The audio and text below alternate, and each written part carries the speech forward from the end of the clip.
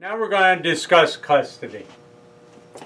It is well settled that the sole criterion when questions of custody are confronted is the best interest of the child. That's what they're supposed to go to. Moreover, there is no prima facie right to custody of the children in either parent. A presumption of marital superiority is outdated. Then explain why 93% of the custody cases the mother gets custody. I just don't buy that 93% of the mothers make a better parent than the father. You know, I've seen a lot of fathers that are a hell of a lot better parent than the mothers are.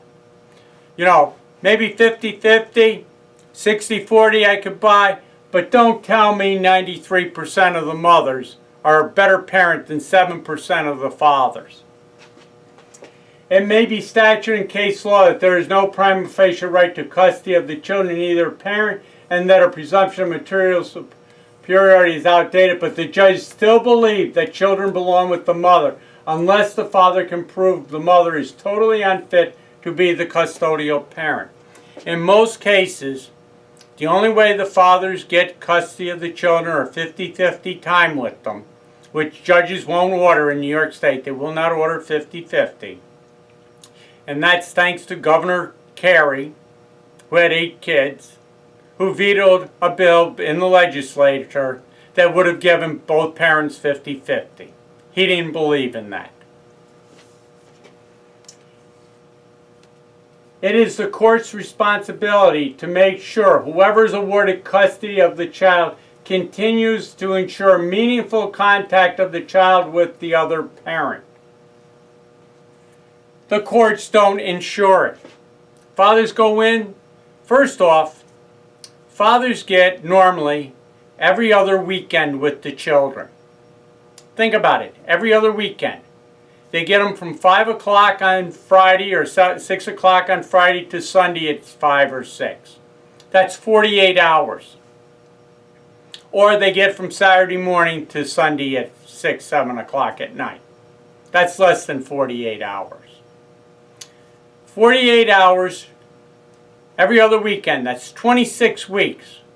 So the fathers get their children 52 days a year out of 365. They may get the children an hour or two during the week to take them out to dinner. But rarely that's all they get. So when you look at the totality of it, they're seeing their kids about 52 days a year. The fathers don't see their kids. The court does absolutely nothing to enforce. Fathers go into court. It's adjourned. It's adjourned. They know at some point that the father cannot continue to take time off from work to go to court every other week or once a month, and they do nothing. What the judges like to do, they'll point their fingers at the mother. I asked a lot of fathers, what did the judge do? Nothing. Well, he pointed her finger at her and yelled at her for interfering with my parenting time. I used to ask for makeup time, all different types of stuff. I didn't see my kids for 6 years. And believe me, I filed a lot of petitions. They did everything they could. They just ignored me. Judge Ferradino, in one of his statements, says, well, your 8-year-old son had probably wants to play with his friends more than he wants to go with you. Isn't that a slap in the face while he's been arrested for drunk driving? But isn't that a slap in the face to a father? They don't care. James is just as bad. They all are. They're all pro-mother. Every now and then a father gets lucky. Don't get me wrong, some do get lucky. And it's pure luck.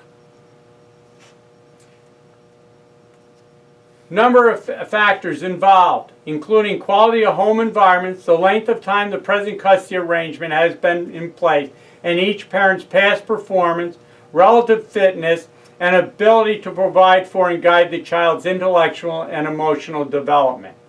Family courts' factual findings in this regard are traditionally granted according great difference. In other words, whatever the judge says, that's what they're going to buy. because he sees them. They can lie their teeth off, but by the time you get through the appeal and everything else, it's like a year more, and you're still being interrupted, not seeing your kid. You get to the appeal and you never know what you're going to get for a judge. These appellate court judges are off the wall.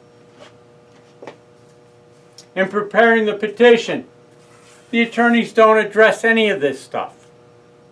I mean, it's absolutely horrible.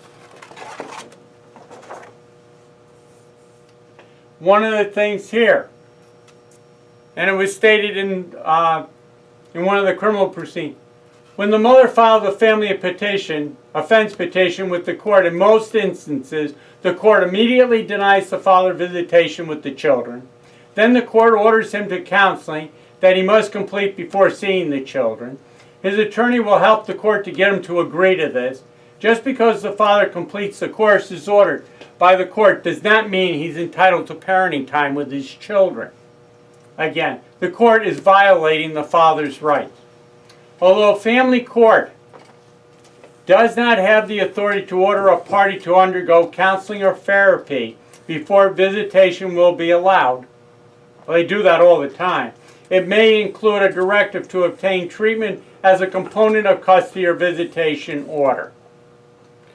They like to send them to different places and everything, and we're going to discuss that a little bit. My question is, if you're going to be denied custody of your children, and the Supreme Court and some of the case law that I've already dealt with says the rights to your child are the most precious rights you have. They're more precious than property rights. You're entitled, if your property is to be taken from you, you're entitled to a jury trial. Why aren't you entitled to a jury trial if you're going to be deprived of seeing your children? These judges are off the wall. They are anti-father. Think about it. If a parent is about to lose or be deprived of their child, they must have done something illegal that would warrant the child being taken away. I'm going to read a letter in a little bit from a 14-year-old girl who wrote an essay for her English class. The essay was then given to a psychologist. Wait till you hear the letter. This girl, 14-year-old girl, was threatened by the judge and a lot of other things. And when you read that letter, I'll tell you, she is speaking for the children of this state. She is very well thought out. And what she says is absolutely true.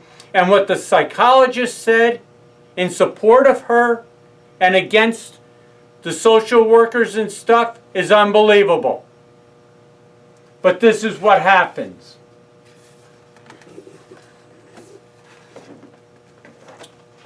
Federal ruling, Second Circuit, that's New York State, federal court.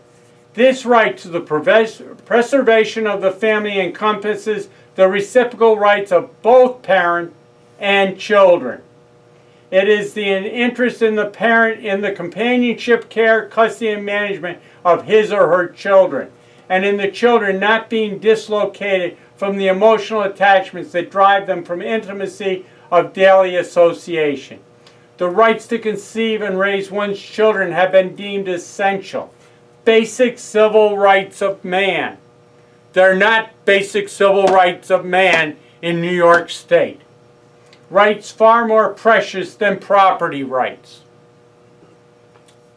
No state shall deprive any person of life, liberty, or property without due process of law. The liberty interest of parents in the care, custody, and control of their children is perhaps the oldest of the fundamental liberty interests recognized by this court. That was the U.S. Supreme Court in 1999, written by Justice O'Connor. That is right on point.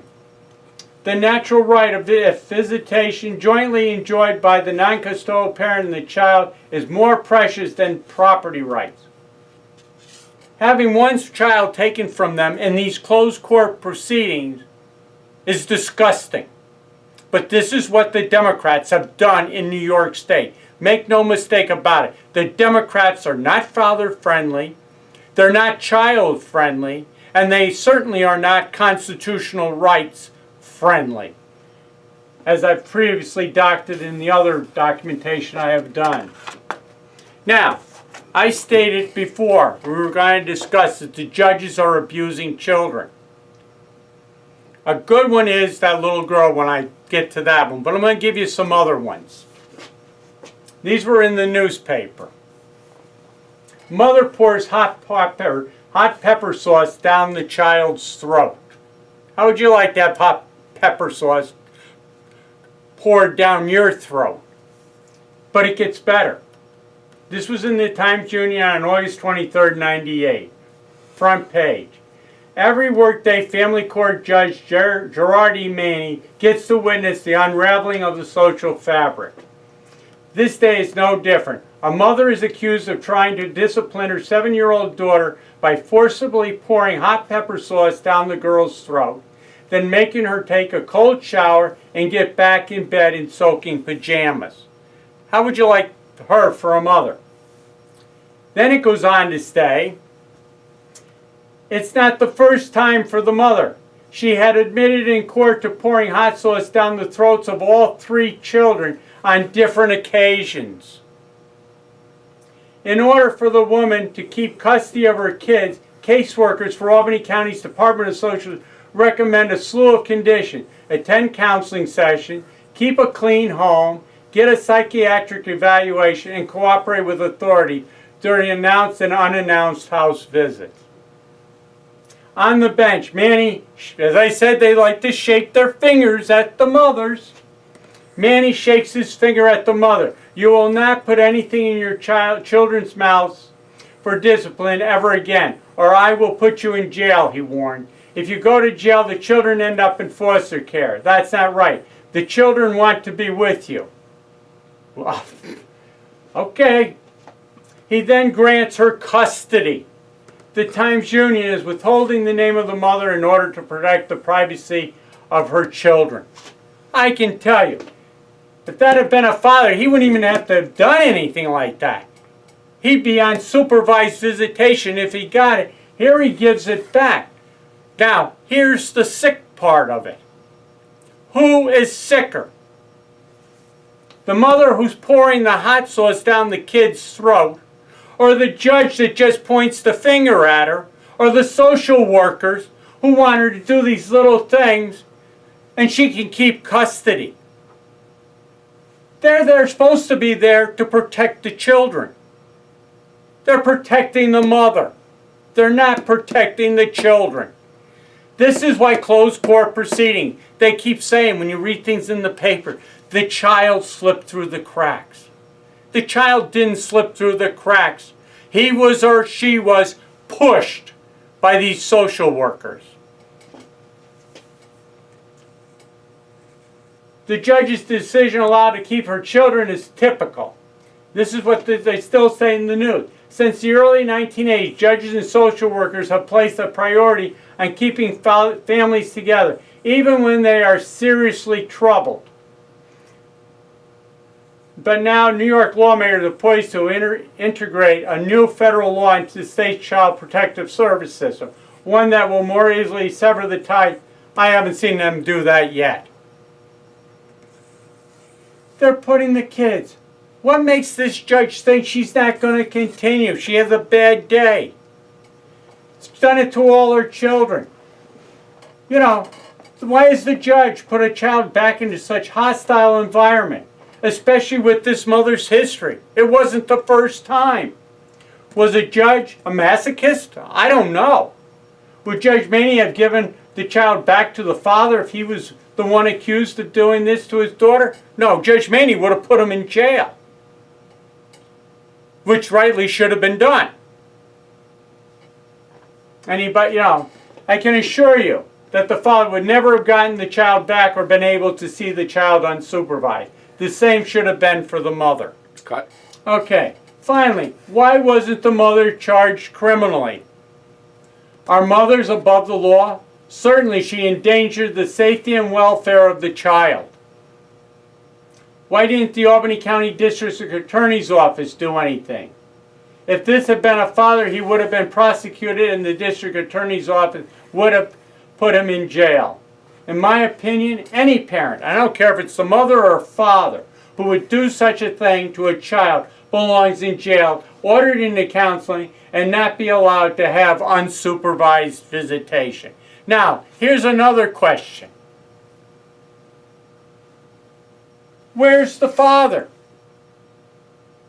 Now, we'll get into some statistics in a little bit.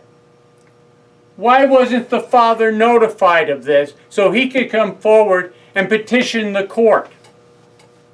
Now, I don't know if he was or he wasn't, or what the story is there, but it doesn't say. But the question is, I know in a lot of cases, fathers are not informed of what's going on. And one thing I've always noticed with the family court, or with the social workers and the judges, if a mother loses custody or something happens with the mother, the first words out of their mouths is, we're going to get you in counseling so you can get the children back from the father. I have never heard them say, when a father is not allowed to see his kids, we're going to help you get back to seeing your kids again. It doesn't happen. All they care about is the mother getting the kids back. Give you a perfect example. I had a father a few weeks ago that came in. And he's got a 3-year-old or 4-year-old son. He ended up getting custody of the child because of the mother. According to him, the mother and her family have a lot of psychological problems. I'm not going to go into them because I have no documentation to it. But this is what he told me. And he must be saying something true for him to get custody of the child from the judge he got custody from. Well, she went to her counseling session. All of a sudden, this psychologist, who I tell you is so pro-mama, writes that the mother should have the child back immediately. She wants the child and work it in so the mother eventually gets the child back. Maybe not immediately, but gets the child back. After 1 or 2 counseling sessions, nothing else has changed. The judge that he was hoping to have said, I'm not dealing with the mother again, basically. And they just assigned another judge to the case. The one that gave him custody figured out what the mother was all about. And I guess the mother, according to the father, used to call the judge's chambers all the time and did all this other stuff. So he gets this new judge who wants to give the child back to the mother. They go into court. She gets every other weekend. Now they want to increase it so the mother has the child from Friday to Monday. Now, according to the father and his significant other, when they say it's time to go to mommy's house, the child goes, no, mommy, no, mommy. The kid is petrified. And they're trying to get him to go because that's what the court order says. What happens? The Sunday before, she had the court on Thursday or Friday, he picks the child up. He takes the child immediately, because he knew something was wrong, immediately took the child to urgent care. Urgent care took one look at the child, discovered that the mother had overdosed the child on prescription medication the child was to take, immediately called the ambulance to have the child taken to the hospital. Now, the mother overdosed the child on medication. This is how bad she is. According to the father, they go into court on Thursday or Friday. The judge didn't want to hear anything about it. Not only didn't she want to hear anything about it, she told the father he overreacted by taking the child to urgent care. This is what the father said. I overreacted, according to her. I am sure urgent care also overreacted by calling an ambulance to have the child taken to the hospital. And then she proceeds to give the child to the mother every other weekend from Friday to Monday. I've never seen a father get till Monday. They all get Friday to Sunday. They never get Monday included, but this mother does, after overdosing the child. This courtroom by this judge is closed.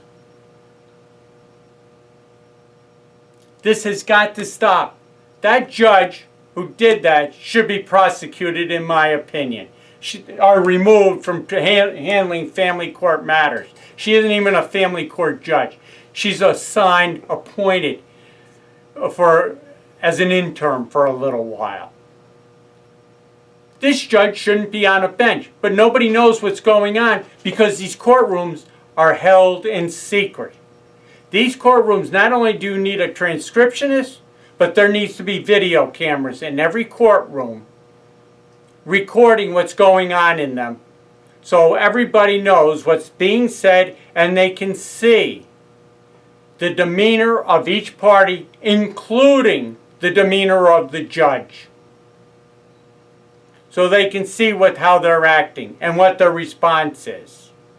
It's got to stop. Cut. Oh, and one more thing. Everybody wants, because of what's going on across the country, the police to wear cameras on them. And the cameras in the police cars. They want cameras all over the place. Put them in the courtrooms so people can get them, where the judges can't edit them. If anybody edits the thing, because they should be all timestamped. If something's missing, who's ever in charge of it is tampering with evidence and should be prosecuted.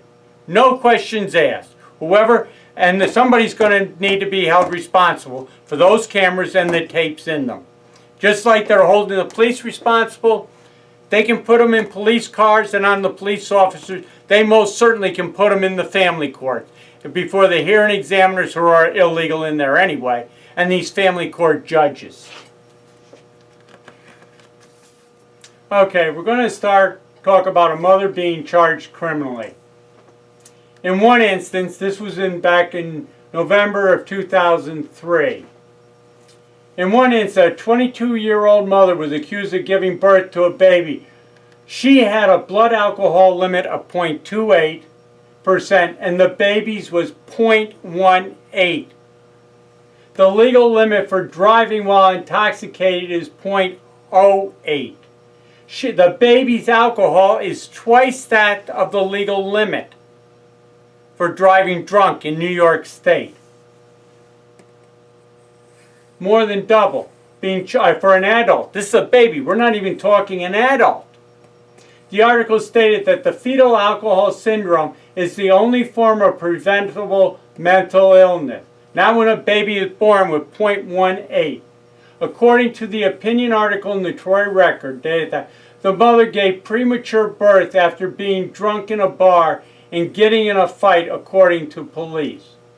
The opinion went on to state that there were an astonishing 50 groups trying to get the charges dropped against the mother, claiming that the mother will be discouraged, that women will be discouraged from getting help for their alcohol and drug dependency if they think they will face criminal charges. That's hogwash. What about everybody keeps saying mothers and children. You know why they say mothers and children? And they always say it, but the only ones they really care about are the mothers. They don't care about the children. Do you know why the Democrats do that? And these judges? Very simple. Mothers vote and children don't. So they can get all the votes from these people. That's what the Democrats are looking for. This is how children are treated in this state. This is how, if they have a problem and they know nothing will be done to them, why would they get any help? Their argument. I'm glad to see the opinion of the paper did not take this position and made a strong statement for the prosecution of the mother. I heard today, which was in the newspaper, that the mother who delivered the drunk baby was on probation. She's already been in jail before. and was not to be out drinking. She was supposed to be getting counseling for her alcohol and drug abuse. I'm sure this child is going to have a lot of problems because of this mother. And I'm sure the courts are going to want to keep the baby with the mother. If this is true, how come this wasn't reported in the news? I have now heard there is a gag order preventing this information from going out. The courts are protecting the mother again. No reason to give her a bad rap. What about the protection of the child? Where are the social workers? But it gets better. And you go, how can it get better? One of the largest groups listed in the paper trying to get the mother off was none other than the New York Civil Liberties Union. From what I heard, they had 5 attorneys present for their motion to dismiss the charges against the mother. Believe me, I tried on several occasions to get the New York Civil Liberties Union involved in these illegal closed court, family court proceedings, right to a jury trial, right to the public trial, all this stuff. They kept blowing me off. And I couldn't figure out why. Then I was in Florida and I talked to a lawyer down there. And I walked out and I go, I knew there had to be a reason. Won't they touch these issues? Very simple. From what the lawyer said was, most of these lawyers are all volunteers. Which means they're not going to cut their own throats by demanding public trials, jury trials, and all this other stuff. They'll go fight for a mother to give birth to a baby that's got a 0.18%. They'll fight for illegal immigrants, claiming they have a constitutional right to come to this country. They absolutely do not. Where does it say in the Constitution? They can come here, they have to do certain things. Everybody I know of, their parents, mine, my grandparents, my grandfather came from England. I got others came from other countries, maybe even a little bit farther back. But they had to follow procedures. Now you just sneak across the border and we don't care. As the paper stated, there is help out there for mothers who have drug and alcohol dependency. This mother chose not to get help. She should be punished, as the child could be affected by her actions for the rest of the child's life. And that's true. The Times Union, they reported the judge in the case dismissed the charge of endangering the welfare of a child against the mother.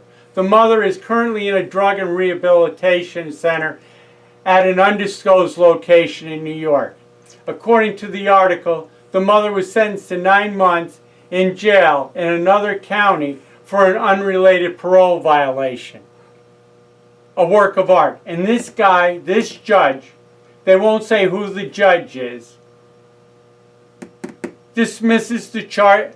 If there was ever a case of endangering the welfare of a child, this is it, with a 0.18% alcohol level. If she was on parole, and according to the article, the mother went into labor after consuming multiple White Russians and getting into a bar fight, if she was on parole at the time, why wasn't she violated? You know, if you're on parole, you are not supposed to be out drinking and you're not supposed to be in a bar being drunk or into fights. They don't care.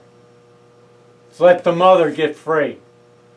The attorney for the mother was quoted as stating, I have personally seen her son and he looks like a very healthy baby boy.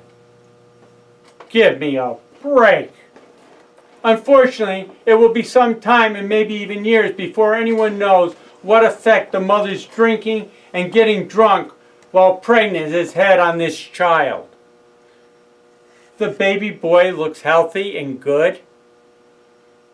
Of course, the attorney is going to say this. Do you think her attorney was going to say anything that could affect her client negatively? Better off just keeping the mouth shut.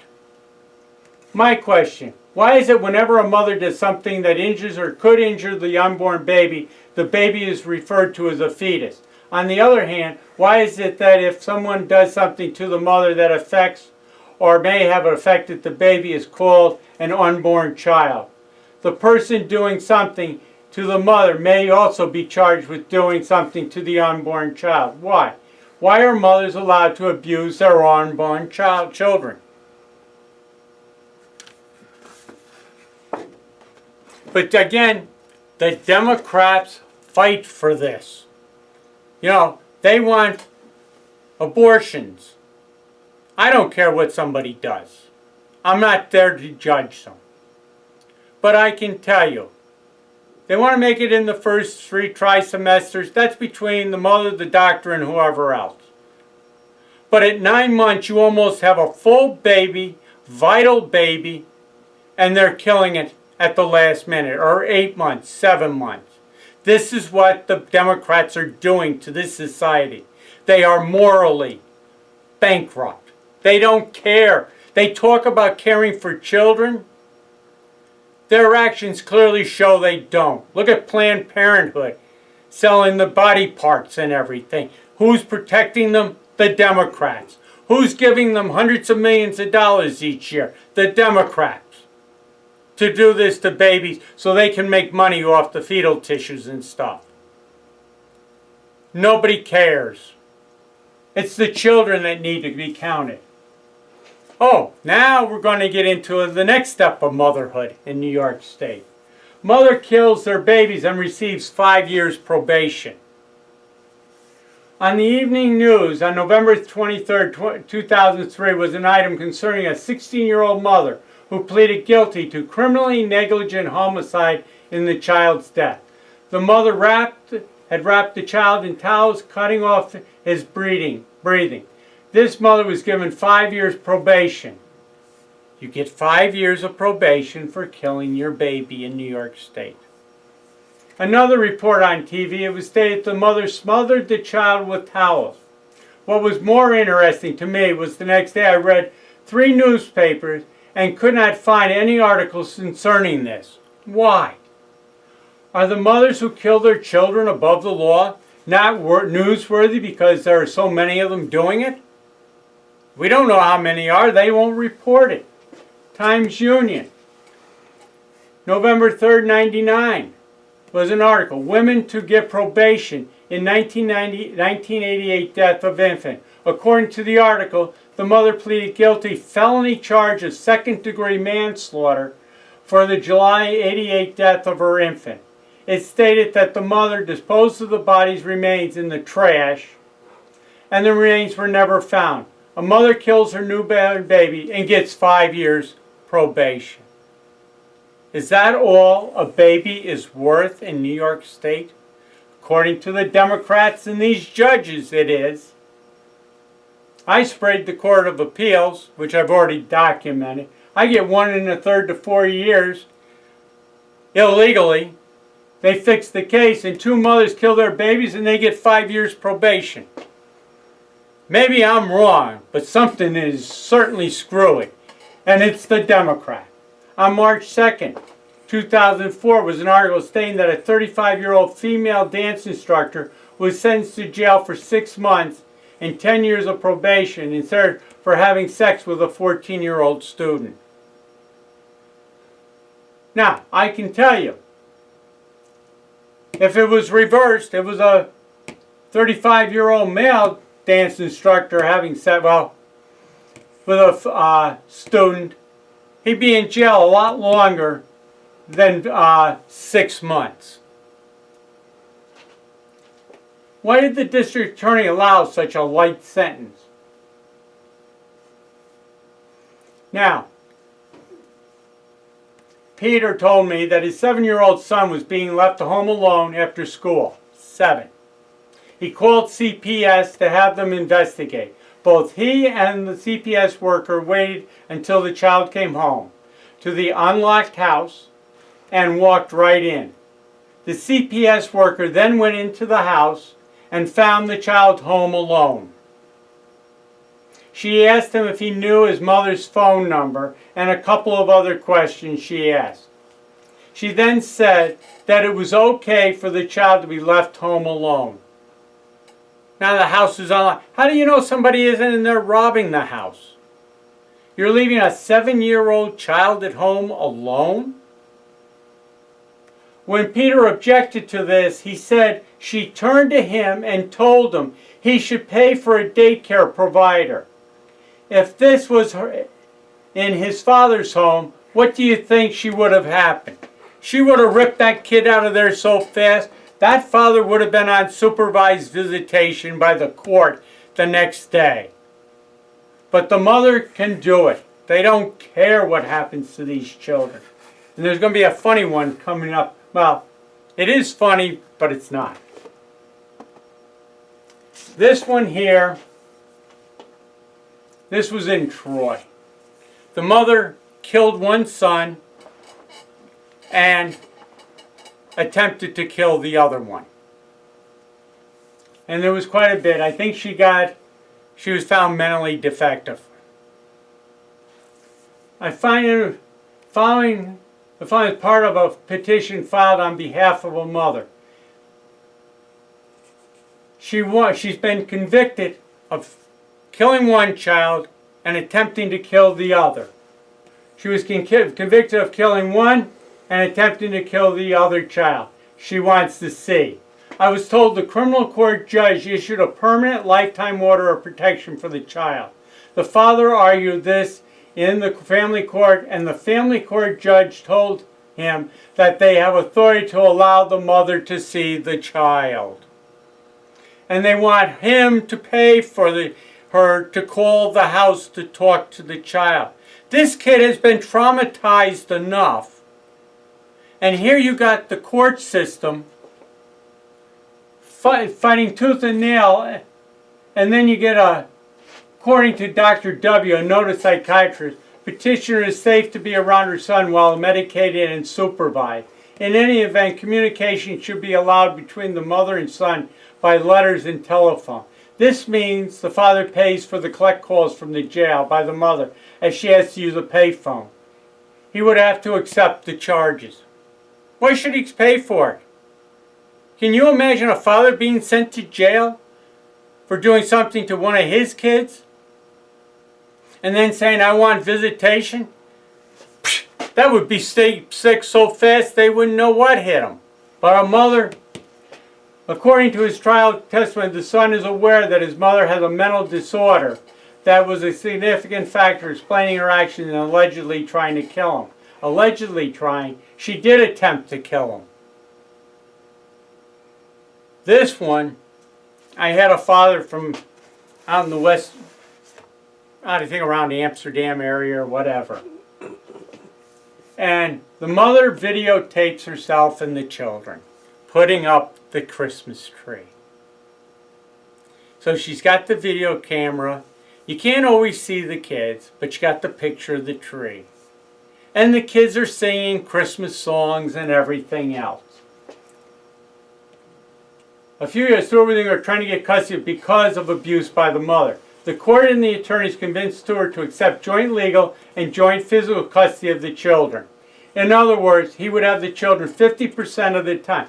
That's the only way fathers get custody. If the mother agrees to it, or you have so much on the mother that they're not going to, they want the mother to still have the children half the time. As a father, they'd be on supervised visitation, but not mothers. If I remember correctly, the court did not want to see the video when Stewart filed for the immediate custody of his children. And this tape was the basis of the petition.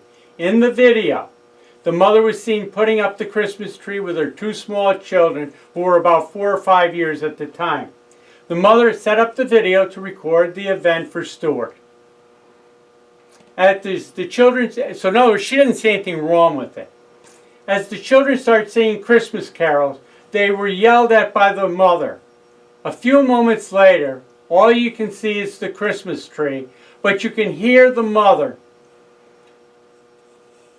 the child, to begin to scream, and you hear the mother actually smacking or hitting the children. You could hear smack, smack, and the children are screaming, putting up a Christmas tree, and all they were doing was singing. You hear the wife saying, Smack, smack, smack. The next thing you see is the camera's here. She took the children, picked them up, and threw them in front of the camera to the couch. And no, the children didn't have wires on them to hold them up. Can you imagine picking up your children and just throwing them across the room onto a couch? They're 4 and 5 years old. The children were only singing and fooling around like little, giggling just a little children do. There's no way the mother should have had custody of the children. She seemed to be enjoying what she was doing. Stewart subsequently found other tapes of her abusing the children. She records this stuff, but the court doesn't want to see it. Yet when a father has proof, it is downplayed and the mother is allowed to keep the children. Why? Mother makes an allegation. Oh, he threw the child on the couch. Oh, no proof needed. The mother said he did it, he did it. Here he's got proof and the court could care less. Best interest of the child, as they say in New York State.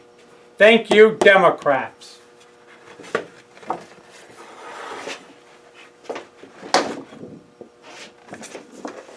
And as I said earlier, there have been cases where fathers call the police. The police tell them, you go, if I arrest you, her, I got to arrest you.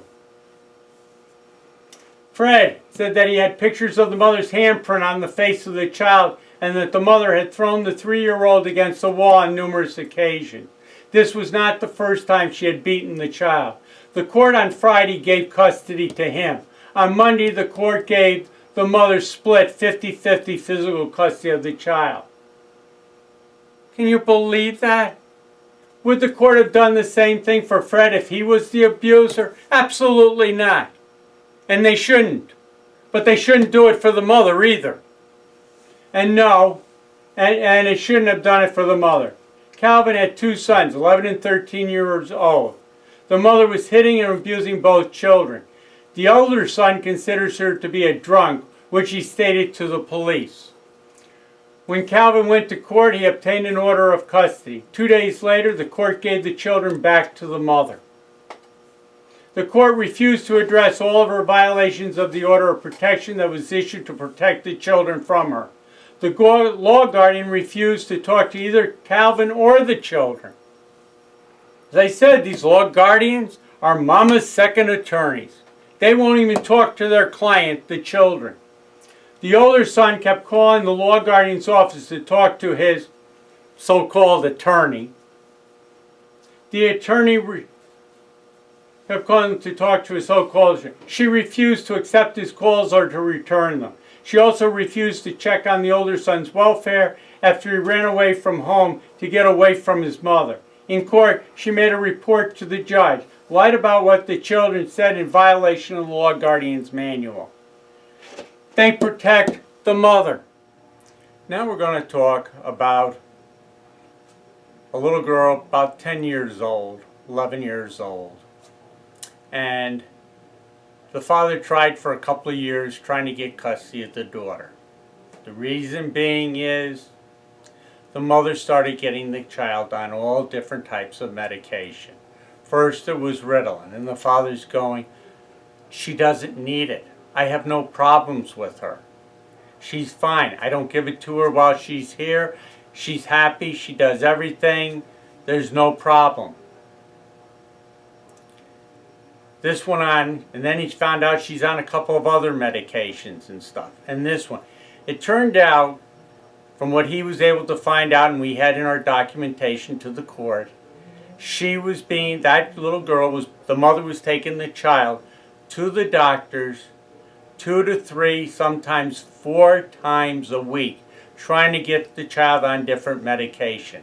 If the doctor said no, she'd go find another doctor, and hopefully that doctor would put her on some type of medication.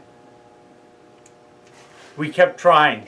Court didn't want to address it. Whatever the mother was doing with the child was completely fine. The father couldn't get the records or anything, what all this medication was for. the court was stopping him every way they can. Finally, after about 2 years, he got custody of the child.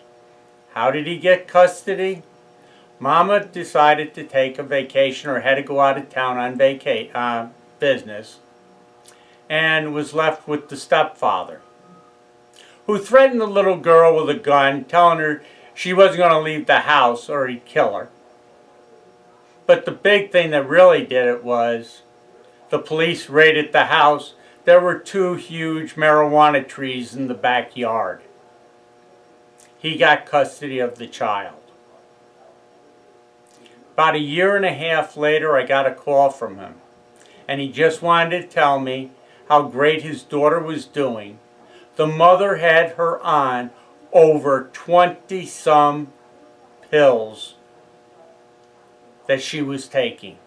He said, we have gotten her off of all the pills except for one, but she's down to 1/4 of a dose of what she was taking originally. Not only that, he goes, now she's probably 12 now. He says in the past year, she's lost over 30 pounds. She's now down to her regular size, what she should be. This child was abused by the mother, and the court could care less. The mother wanted her on drugs to keep her quiet, so she goes to bed early, everything. Who was protecting the child? Certainly wasn't the law guardian. You'd think she'd want to have the child, well, maybe she did interview the child, probably with the mother present. But why wasn't anything done for this child? The father's in there screaming, but nobody's hearing anything. These judges, all they want is the children to be with the mothers. That's all. They don't care what happens to the children. That's why the family court needs to be open, so people can hear what's going on. People need to stand up for their rights and open up the courtroom now. All documentation concerning Justice for New York videos can be found at justicefornewyork.com. There are also family court petitions concerning the right to a jury trial, petitions to vacate support magistrate and judicial hearing officers' orders as they are issued in violation of the New York State Constitution, and there is also a demand for probation reports and psychological evaluations that the court orders, but the court orders that you can't read them or see them. That is a violation of your right to due process and equal protection of the law. They also order that the people preparing these reports do not have to testify, and there is no accountability. This has to stop. Demand your reports so you can know what's being told to the court.